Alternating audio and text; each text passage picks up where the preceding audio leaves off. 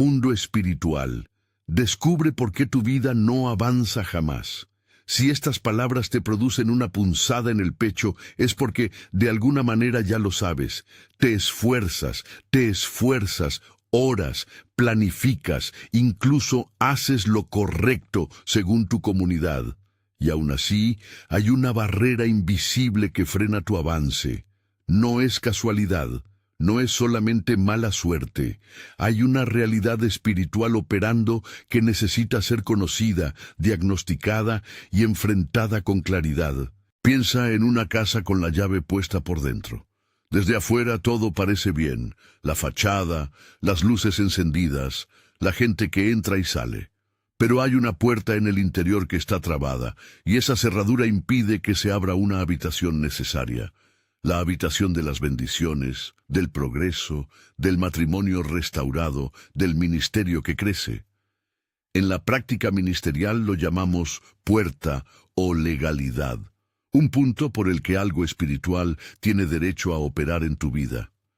No todas las dificultades vienen de esa puerta, pero cuando hay patrones repetidos, siempre la misma reacción emocional, la misma enfermedad, la misma falta económica persistente, hay que preguntar, ¿qué puerta existe aquí que yo no veo? Antes de entrar en nombres y técnicas, hay que establecer un principio bíblico que no se puede eludir.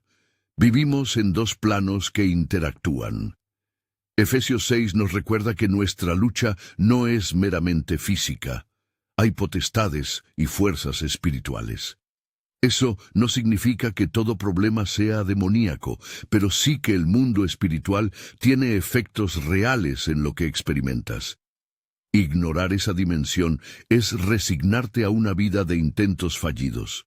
Entonces, ¿por qué no avanzas? Voy a darte varios diagnósticos que encuentro con frecuencia en mi ministerio, cada uno con su lógica espiritual y pastoral. No están ordenados del más importante al menos importante. Son puertas distintas que, solas o combinadas, atan una vida. El primer diagnóstico es la falta de santidad como moneda de milagros. Cuando hablo de santidad, no me refiero a perfección moral imposible, sino a un corazón dispuesto a renunciar a costumbres que abruman la conciencia y a obedecer a Dios con disciplina. La Escritura muestra que la manifestación del poder divino se da muchas veces en medio de vida consagrada. No es fórmula mágica, es correlación espiritual. Si tu alma está dominada por pasiones desordenadas, por ambiciones que justifican atajos inmorales, o por un corazón dividido entre lo profano y lo santo, el espíritu encuentra menos terreno para obrar visiblemente. El llamado a la santidad es práctico, limpieza del corazón, ceñir la mente a la palabra y una coherencia entre lo que dices creer y lo que realmente practicas. El segundo diagnóstico es la confusión entre renuncia y jejum. La renuncia es a menudo un voto personal, dejo una cosa por un tiempo, eso tiene valor. Pero el ayuno bíblico, el ayuno que el Nuevo Testamento asocia con la liberación y con la apertura de puertas, implica disciplina física y espiritual, un entristecer la carne para que el espíritu gobierne. En Marcos 9 hay un pasaje que nos confronta. Cuando se enfrentaron a una opresión que no cedía, Jesús dijo que algunas cosas requieren oración y ayuno. Eso introduce una realidad. No todo se resuelve con sentimiento o con emotividad. Hay que entrenar la carne y cultivar un gobierno del espíritu sobre el alma. Muchos han sustituido disciplina por emotividad. El resultado es progreso emocional momentáneo, pero no cambio estructural. Tercero, puertas prácticas abiertas sin darse cuenta. Aquí entro en lo concreto. Pornografía, películas o series que glorifican lo oscuro, música que sexualiza o idolatra el éxito a toda costa, objetos regalados con intenciones ocultas, juegos de azar, rituales culturales disfrazados de tradición, incluso plantas o adornos traídos del entorno sin conocimiento de su historia. Cada uno de esos elementos puede funcionar como un punto de acceso. No hablo de superstición. Digo que hay prácticas que por su influencia en tu mente y en tus emociones permiten que patrones espirituales se arraiguen. Mucha gente minimiza lo que entra por los ojos y los oídos. Uno piensa, es solo una película, pero el corazón recibe imágenes, ritos y ritmo que luego gobiernan la imaginación. No es automático ni universal, pero es real en muchos casos. Cuarto diagnóstico: maldiciones hereditarias y palabras pasadas de generación en generación. La Biblia en Deuteronomio 28 habla de bendición y maldición como efecto de obediencia o desobediencia nacional. Y en la práctica pastoral vemos cómo frases, pactos y comportamientos de generaciones anteriores dejan huellas. No es una sentencia fatalista, es historia espiritual que pide diagnóstico y ruptura. Palabras como nunca tendremos dinero, este casamiento no dura, o en mi familia siempre hay locura, no son meras expresiones. Muchas veces funcionan como pactos verbales que crean recorrido en la mente colectiva. Eso implica identificar la raíz, no solo los síntomas. Quinto diagnóstico: jerarquía demoníaca y su funcionamiento colectivo. Aquí es donde algunos se asustan y otros se fascinan, pero es necesario hablar con madurez. En mi trabajo ministerial uso un mapa para entender cómo operan las fuerzas contrarias. Hay tronos o centros de influencia. Se les suele nombrar en tradiciones ministeriales como Lucifer, Satán, Belial, Leviatán, Jezabel, Lilith, Mamón. Y cada uno tiene un enfoque: control, mentira, caos, seducción, dominio económico. No conviertas los nombres en un catálogo fijo que explique todo. Son herramientas interpretativas para identificar patrones. Un tronos no actúa solo. Se apoya en estructuras, potestades, principados, legiones. Funcionan en red. Cuando identificas que tu familia tiene una programación por Mamón, por ejemplo, no significa que haya un demonio físico contando monedas en tu casa. Significa que hay un patrón espiritual que empuja hacia la avaricia, el engaño y la idolatría del dinero. Conocer esa jerarquía te da autoridad para tratar el problema con estrategia, no solo con enojo o con improvisación. Voy a poner un ejemplo ministerial generalizado para que veas cómo esas piezas encajan sin violar privacidad. En una comunidad atendimos a una mujer cuya vida financiera parecía maldita.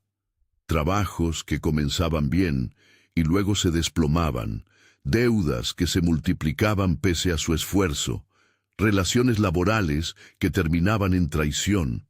Hicimos una investigación espiritual basada en testimonios, oraciones y discernimiento.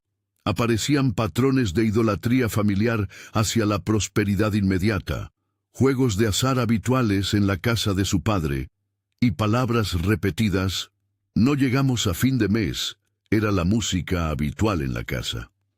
Allí había una mezcla, una puerta mediada por comportamiento, juego, por palabra generacional y por un ambiente espiritual saturado de prioridades equivocadas.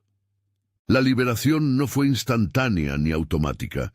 Implicó reconocer los pactos, renunciar públicamente a prácticas que abrían puertas, ayunos intermitentes y discipulado para aprender una ética financiera cristiana. Con el tiempo, vimos cambios.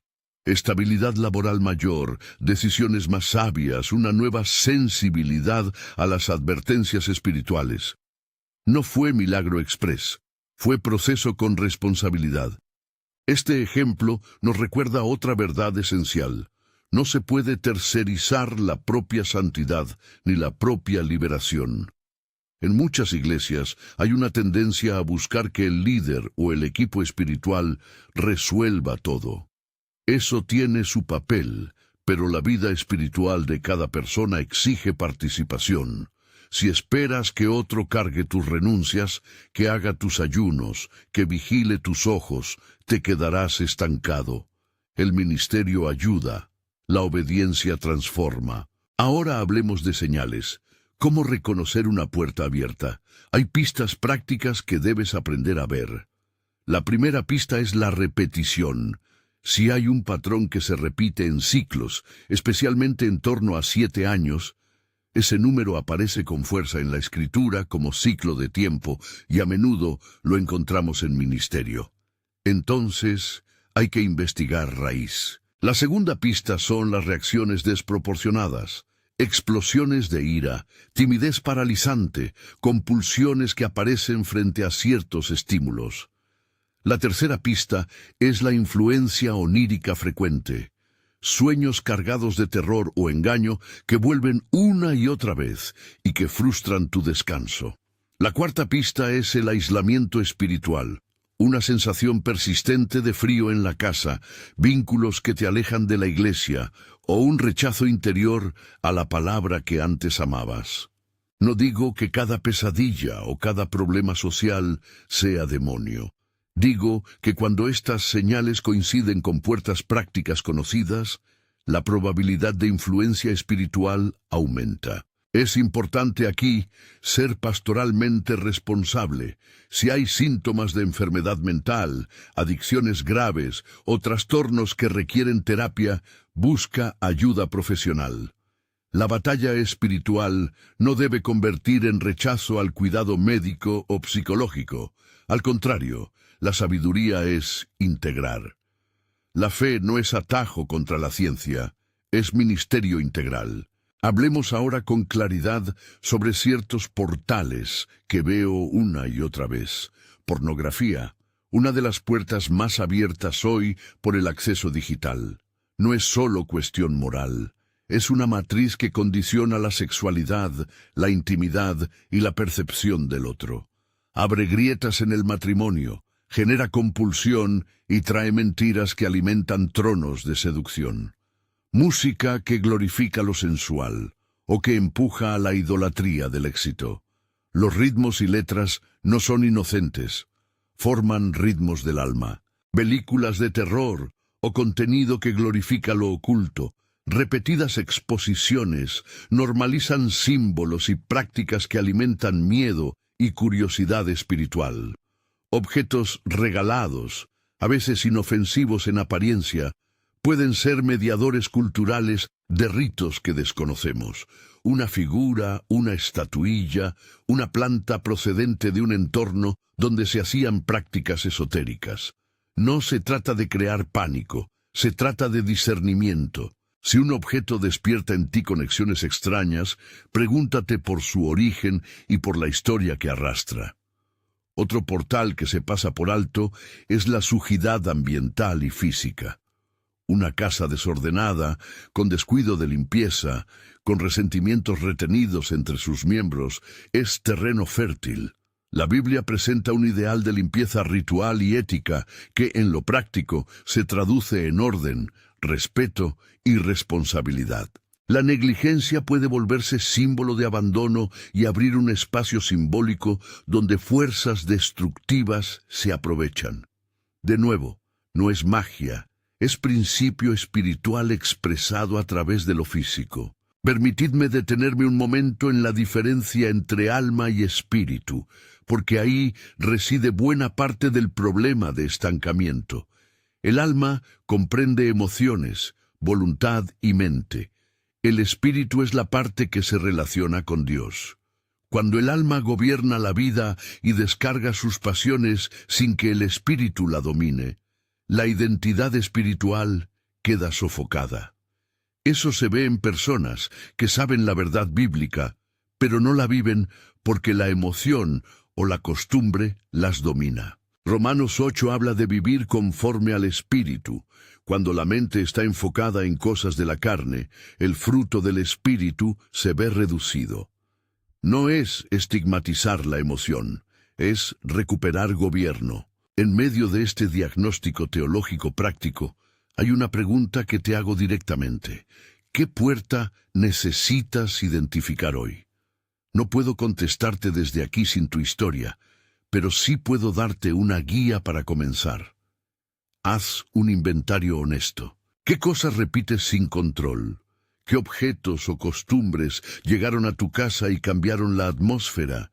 ¿Qué palabras escuchaste en tu casa de niño que aún resuenan en ti?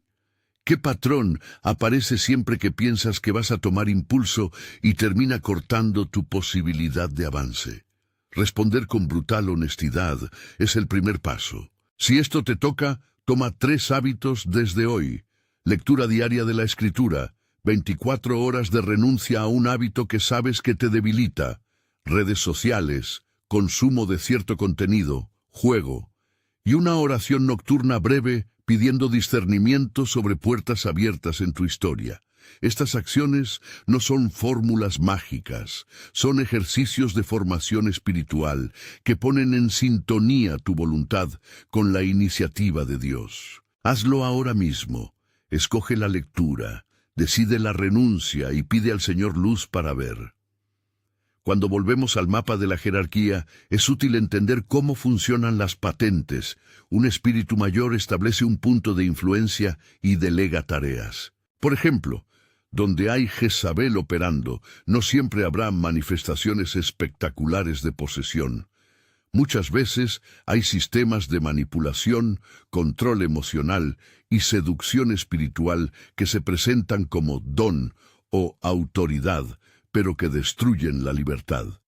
Donde hay mamón suelen aparecer ataduras económicas, idolatría del dinero y un deseo de asegurar el propio bienestar por medios que no honran a Dios. Leviatán se relaciona con la confusión y la inmersión en caos que paraliza la visión. Lilith suele asomar en esferas de sexualidad distorsionada o en relaciones que rompen el orden afectivo. Conocer estas categorías no es etiquetar personas como diabólicas, sino identificar dinámicas espirituales para tratarlas con discernimiento y con las armas que la Escritura provee: la palabra, la verdad, la oración y el ayuno. Quisiera ilustrarlo con una metáfora.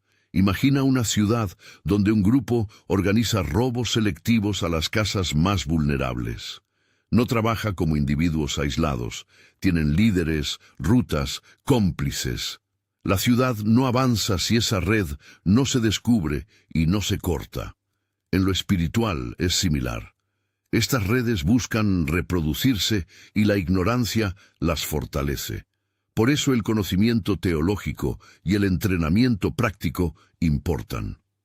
No se trata de coleccionar términos extraños, se trata de aprender a leer los signos, pero atención, conocer la jerarquía no nos da licencia para el juicio público ni para acusar a otras personas.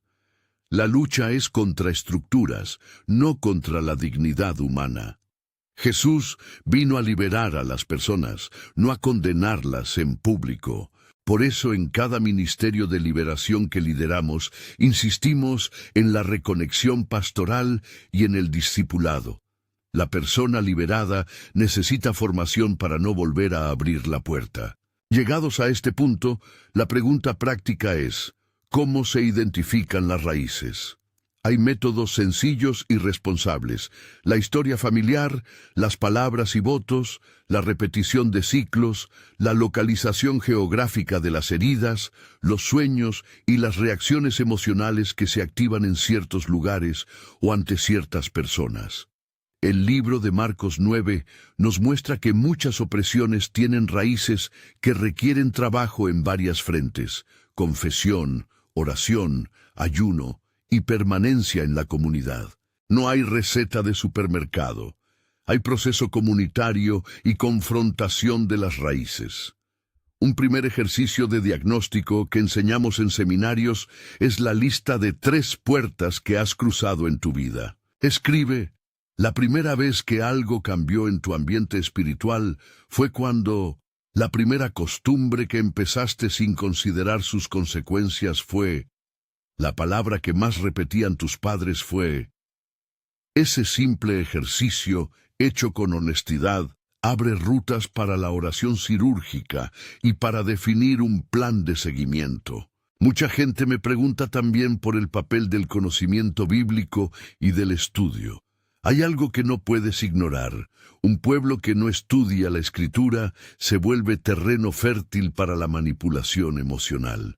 No estoy diciendo que el estudio sea mera intelectualidad. Es arma y fundamento. Aprender a leer Efesios 6 o entender el contexto de Marcos 9 no es erudición vana. Te da criterio para discernir.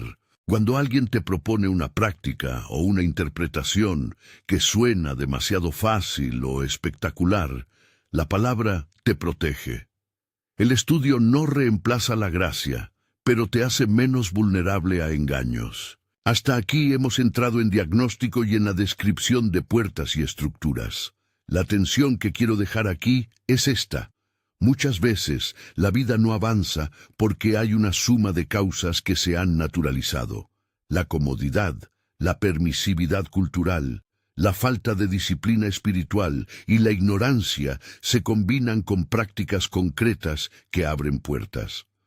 Cuando juntas esos factores, la vida queda como una máquina con mucha potencia, pero con freno de mano puesto. Puedes orar, puedes incluso ver respuestas parciales, pero si no quitas la mano del freno, es decir, si no identificas y cierras las puertas, cada avance será temporal. En la siguiente etapa entraremos más a fondo en la anatomía del enemigo, cómo funcionan los tronos en práctica ministerial, cómo se articula la estrategia de cierre de portales sin caer en ritualismo, y cómo diseñar un plan mínimo viable que combine ayuno, oración informada, estudio y acompañamiento pastoral.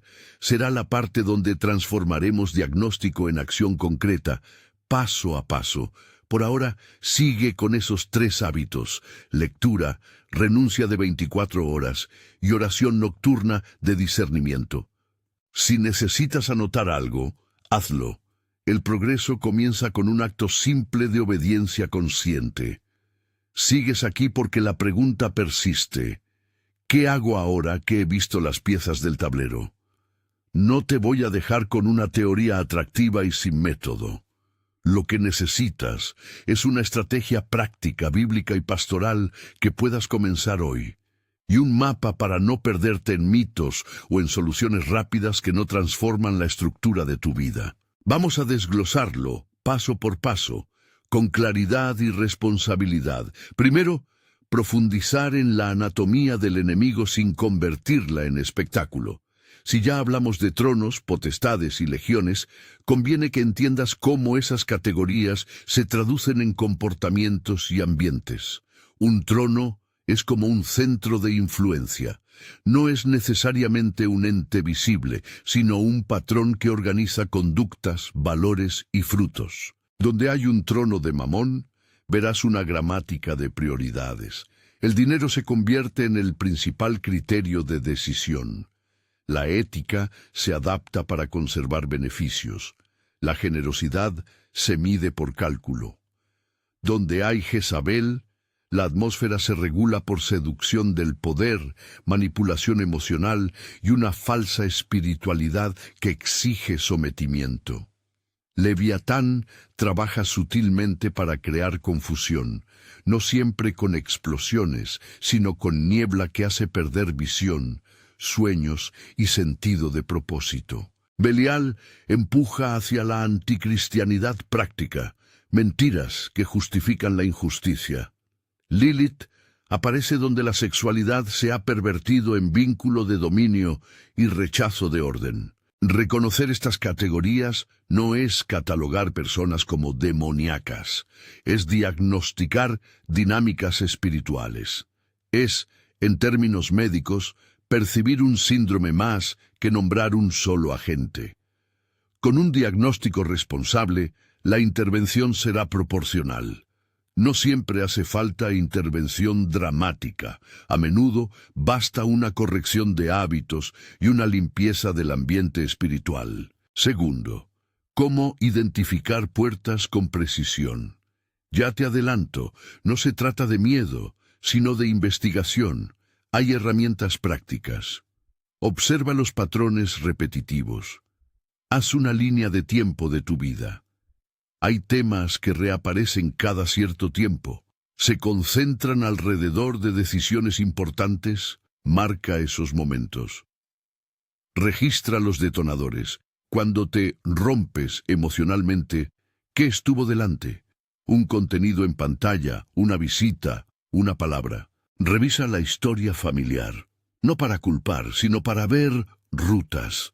Palabras repetidas, prácticas en casa, celebraciones con tintes ocultistas o pactos informales, juegos de azar, idolatría a la prosperidad, rituales de protección no cristiana. Localiza objetos y costumbres que entraron en momentos clave, regalos, compras, un viaje, una música que empezaste a escuchar y que alteró el ambiente. Atiende a los sueños y a la atmósfera, sueños recurrentes de engaño o pérdida, sensación de frío en la casa, rechazo a lo espiritual o pérdida de apetito por la escritura. Tercer paso, un plan mínimo viable, de uso inmediato. Este plan no promete resultados automáticos, promete pasos de obediencia que habilitan la acción de Dios y reducen las ventanas por donde opera lo contrario a Él. 1. Identificar con honestidad. Haz el inventario que te indiqué. 3 puertas que crees haber cruzado. Escríbelas, sé específico. 2. Confesar y renunciar. Esto implica paso humano y espiritual. Confiesas ante Dios lo que no honraste, palabras, prácticas, hábitos, y renuncias verbalmente a los pactos. La renuncia no es un conjuro, es una declaración de voluntad y arrepentimiento que posiciona tu alma. Ejemplo de lenguaje sencillo. Señor, reconozco que permití que X entrara en mi vida. Renuncio a esa práctica y a todo pacto que haya hecho o que mi familia haya hecho por ella. Me vuelvo a ti.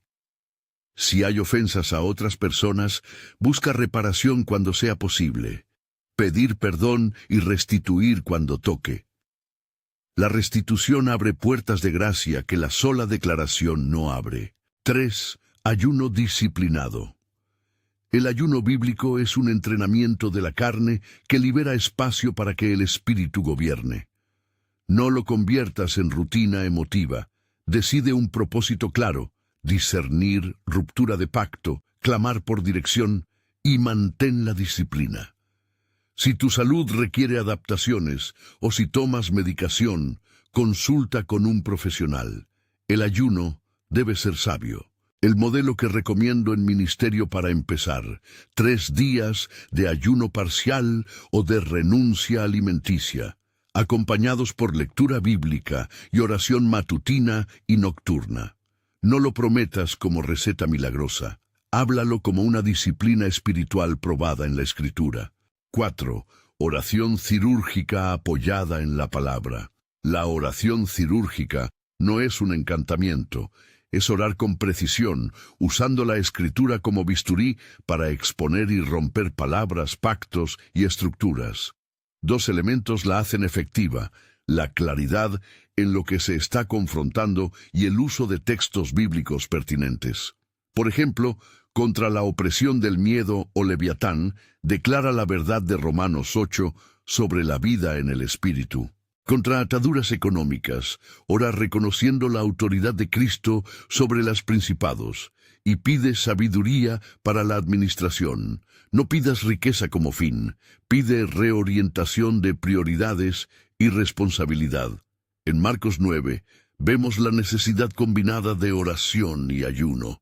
Eso nos enseña a no reducir la lucha a emotividad. 5. Cierre de portales en lo práctico. Aquí no hablamos de rituales esotéricos, sino de cortar rutas de influencia. Eliminar contenido, destruir símbolos con respeto, no idolatrar el objeto quitándolo al aire, deshacer acuerdos. Si firmaste o celebraste pactos con prácticas contrarias, declara delante de Dios tu renuncia. Limpiar el ambiente físico, orden, higiene, retirar objetos que recuerdan prácticas oscuras. Cuando se trata de objetos que podrían tener historia, lo prudente es retirarlos con oración, no exhibirlos públicamente ni quemarlos de forma que infrinja leyes o ponga a alguno en riesgo. Muchas libertades vienen simplemente al quitar de la casa lo que alimentaba la imaginación y el recuerdo. 6. Restauración comunitaria y seguimiento. No hagas esto en aislamiento. Busca un mentor pastoral serio, un grupo pequeño o una comunidad que practique responsabilidad. Después de que se abran caminos, la mayor trampa es volver a los mismos hábitos a los que se bautizó la dinámica. El discipulado incluye educación en la palabra, prácticas espirituales sostenibles y contención emocional. No terciarices la santidad. Acepta guía, pero practica tu obediencia. 7. Evangelización y servicio como consolidación. Hay una dinámica bíblica. La libertad hallada produce fruto en servicio. Enseñamos que quien fue liberado debe volverse a la comunidad para que la libertad sea probada y para evitar que la persona viva por inercia espiritual. Esto no significa exposición pública, significa que el seguimiento incluya entrenamiento para la persona en cuestiones prácticas, manejo del dinero, límites emocionales, lectura bíblica y oración con criterio teológico. 4. Pasos concretos para cerrar las puertas más comunes. Aquí te doy recetas prácticas y prudentes que puedes aplicar sin caer en rituales. Pornografía y sexualidad dañada. Instala barreras tecnológicas, programas de bloqueo. Cambia de hábitos de soledad si esta es detonante. Comparte con un compañero de responsabilidad. Renuncia públicamente a la práctica y sustituye ese tiempo por lectura bíblica y ejercicio físico. Añade terapia si hay compulsión severa. No todo es demonio. Muchas veces hay componente psicológico que requiere tratamiento, música y contenidos que moldean el alma. Haz auditoría musical. Mantén una lista de reproducción nueva que forme el corazón. Salmos, himnos verdaderamente centrados en Cristo, música que eleve y no sexualice. Guarda tus oídos como guardarías tus ojos. Objetos y recuerdos. Retira sin miedo. Si un objeto trae obsesión o recuerdos que provocan conducta, sácalo de la casa. No le des dramatismo. Hazlo con oración breve. Señor, quito esto de mi casa y lo entrego al que lo desee. No permito que su historia gobierne mi casa. No lo quemes públicamente ni lo lances a la basura de manera irrespetuosa. Esto no es espectáculo. Juegos de azar y pactos económicos. Declara la renuncia a los hábitos que crean dependencia. Si hay deudas, busca asesoría financiera y enseñanza bíblica sobre mayordomía. Rompe la lógica de solución rápida y aprende la disciplina de la semilla y la siembra en integridad. Prácticas culturales con tintes ocultos. Infórmate. Muchos festejos populares traen símbolos que no requieren pánico, pero sí discernimiento. Si una tradición familiar tiene raíz en una práctica oculta, renúnciala con claridad y sustituye por una celebración cristocéntrica. No conviertas cada costumbre en herejía, usa criterio pastoral. 5. Cómo tratar raíces generacionales con respeto y eficacia. Aquí la batalla es psicológica y espiritual. Las heridas transmitidas no se rompen con un solo acto, requieren proceso. Haz un inventario genealógico espiritual. Pregunta a mayores con humildad acerca de costumbres, palabras repetidas, prácticas económicas. Lleva esas piezas al Señor y al mentor. No hagas juicio familiar en redes o ante quienes no están llamados a intervenir. En la comunidad, realiza un proceso de libertad con pasos. Confesión, renuncia, restitución si procede, disciplina nueva, hábitos y seguimiento mínimo de 6 meses. La práctica ministerial muestra que los cambios sostenibles requieren tiempo. Procura reconciliación cuando sea posible. Algunas maldiciones se mantienen por relaciones rotas que el orgullo alimenta. La restauración abre puertas. Sexto, cuidado con el legalismo espiritual y con la idolatría de líderes. Hay dos trampas peligrosas. La primera, creer que tu vida funciona por fórmulas externas o rituales que otorgan poder. La segunda, idolatrar a quienes ministran y depositar en ellos una responsabilidad que solo tú puedes asumir. El ministerio es apoyo. Tu obediencia es indispensable. Mantén discernimiento. La palabra es la norma. El carisma pastoral es recurso. Séptimo, la mente renovada y la práctica diaria. Romanos 8 no es una cita decorativa. Es invitación a que la mente se coloque bajo la dirección del Espíritu. Practica estos hábitos. Lectura diaria de la Escritura. 15-30 minutos al día, con aplicación práctica. Memorización de versículos que te formen.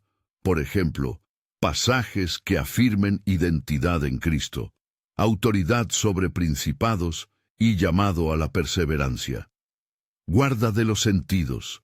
Limita lo que entra por ojos y oídos. Registro de progreso. Escribe semanalmente sobre tentaciones, victorias y retrocesos. Esto crea conciencia y alimenta el seguimiento. Octavo, formación y estudio como defensa. El conocimiento bíblico no es exhibicionismo, es armadura. Estudiar Efesios 6, entender Marcos 9 y situar Deuteronomio 28 en su contexto te permitirá leer la realidad sin superstición. Si en tu comunidad valoran el estudio de textos hebreos o de tradiciones de interpretación, tómalos como herramientas, no como dogma. Aprender te dará criterio para no caer en atajos emocionales. Noveno, cáncer de la idolatría de la prosperidad y ética económica. Donde Mamón ha encontrado entrada, suele haber una teología deformada, la riqueza como fin, atajos para obtenerla, sacrificar integridad por ganancia. La respuesta práctica no es negar la bendición material, sino rehacer la economía de tu hogar desde la palabra.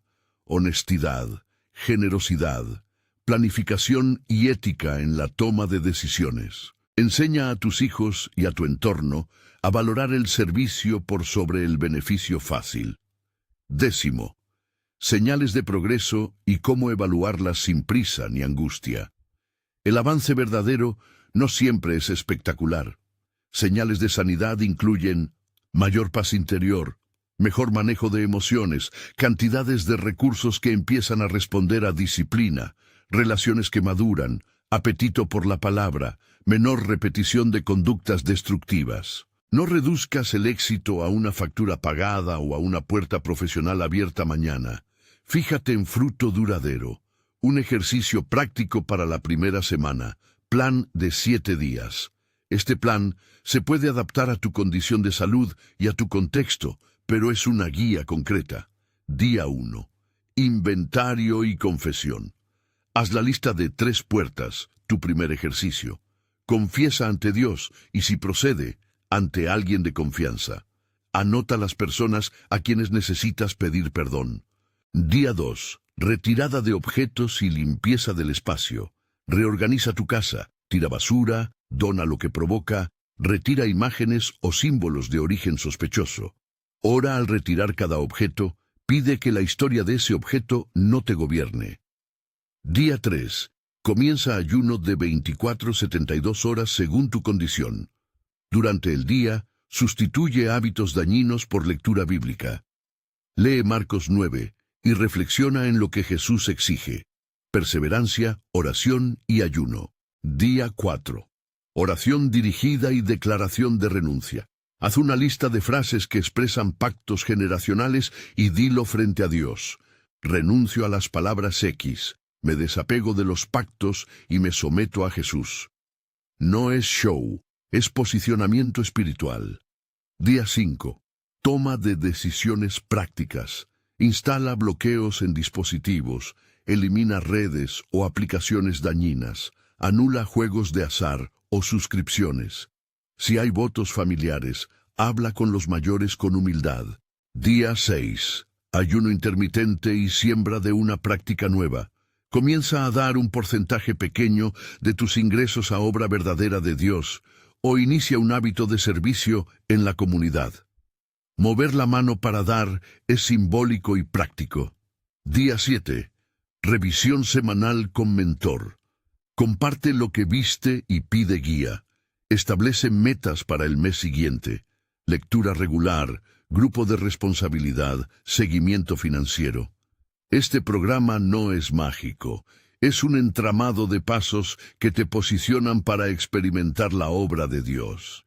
Si después del proceso ves señales de liberación, el siguiente paso es consolidar 6 meses de discipulado, formación y servicio. Un caso pastoral anónimo que ilustra el proceso. Atendimos a un hermano cuya familia llevaba generaciones en prácticas de supervivencia económica que habían deformado la ética. Su padre había normalizado la deshonestidad como ingenio para sacarse de problemas. Tras un proceso de diagnóstico, confesión pública en familia, renuncia y ayuno, el hermano emprendió un plan de restitución. Devolvió lo que pudo, ofreció disculpas y se comprometió con leyes de administración cristiana. No fue glorioso ni instantáneo. Perdió empleos en el camino por haber puesto la integridad por delante del ingreso rápido. Sin embargo, con disciplina y guía, reconstruyó relaciones, halló estabilidad y su testimonio transformó a varios en su entorno. La libertad produjo fruto social, una ética que restituía confianza.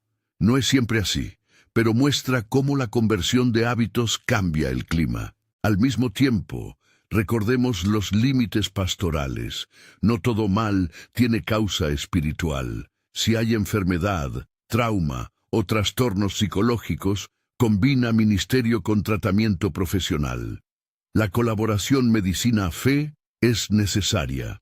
No uses la bata de tu ministerio para negar la ciencia, úsala para acompañar integralmente. Esto es también un acto de santidad, no correr hacia extremos. Últimas advertencias. No conviertas el tema en miedo que paraliza. El conocimiento debe empoderarte. No sigas enseñanzas que prometen control absoluto. La vida cristiana es misterio, obediencia y comunidad. Evita líderes que vendan secretos o fórmulas.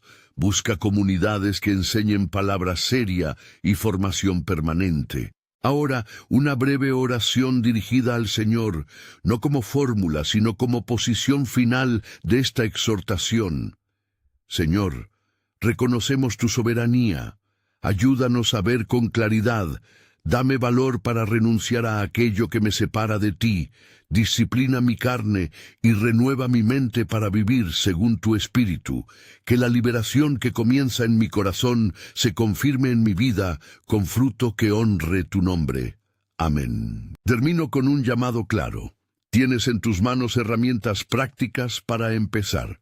Si quieres profundizar, formarte y recibir guía estructurada para este proceso, te invito a participar en nuestros recursos formativos, seminario de formación ministerial, grupos de discipulado y materiales que elaboramos para acompañarte semestre a semestre. Suscríbete al canal y únete a la comunidad que practica este camino con integridad. No prometemos atajos, prometemos enseñanza, acompañamiento y la palabra que transforma. Tu vida puede avanzar, no por fórmulas, sino por decisiones coherentes, identificar puertas, renunciar, ayunar con propósito, orar con la palabra y recibir acompañamiento. Si emprendes este camino con perseverancia, la mano del Señor encontrará terreno para obrar. Comienza hoy.